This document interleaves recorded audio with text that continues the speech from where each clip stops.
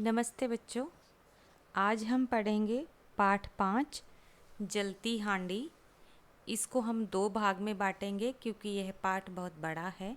पहले आप वीडियो देखें, अच्छे से समझें। दूसरे भाग में मैं आपको कठिन शब्दों के अर्थ समझाकर पाठ समझाऊंगी। बच्चों, यह पाठ प्रसिद्ध वैज्ञानिक गैलीलियो के बारे में है। बहुत साल पहले चौराहों पर रोशनी के लिए हांडी टांगी जाती थीं। गैलीलियो ने ऐसी ही एक हांडी को जलाने का तरीका देखा था। कुछ साल बाद उस घटना के प्रभाव से उसने 2 आविष्कार किए, जो आज भी हमारे काम आ रहे हैं। यह पाठ पढ़कर जानते हैं कि उसने कौन कौन से आविष्कार किए। इटली के पीसा नगर का गिरजाघर। शाम हो रही थी। एक बालक गिरजाघर के बाहर सीढ़ियों पर बैठा किसी का इंतजार कर रहा था। सामने सड़क पर लोग आ जा रहे थे। बालक ने देखा कि एक आदमी नीले रंग के कपड़े पहने हाथों में तेल का पीपा लिए आया। वह सामने लगे लैंप पोस्ट के पास रुका। लैंप पोस्ट के ऊपर लटक रही हांडी को उसने खंभे से बंधी रस्सी के सहारे नीचे उतारा।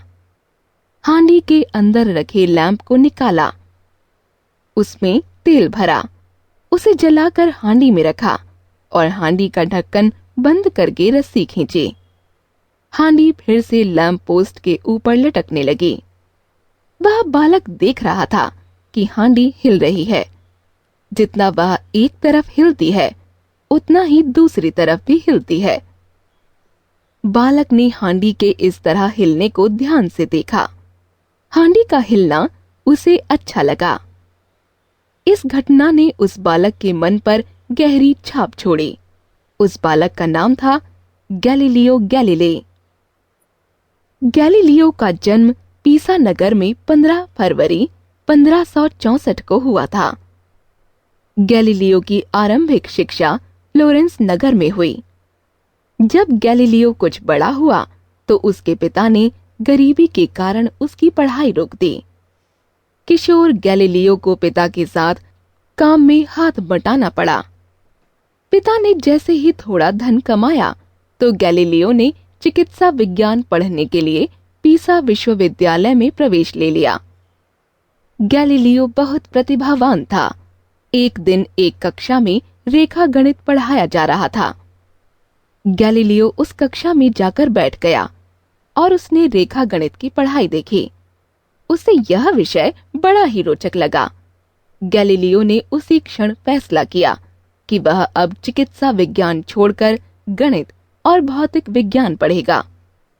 उसने पूरे साल मन लगाकर पढ़ाई की, पर उसे परीक्षा से पहले ही विश्वविद्यालय से निकाल दिया गया।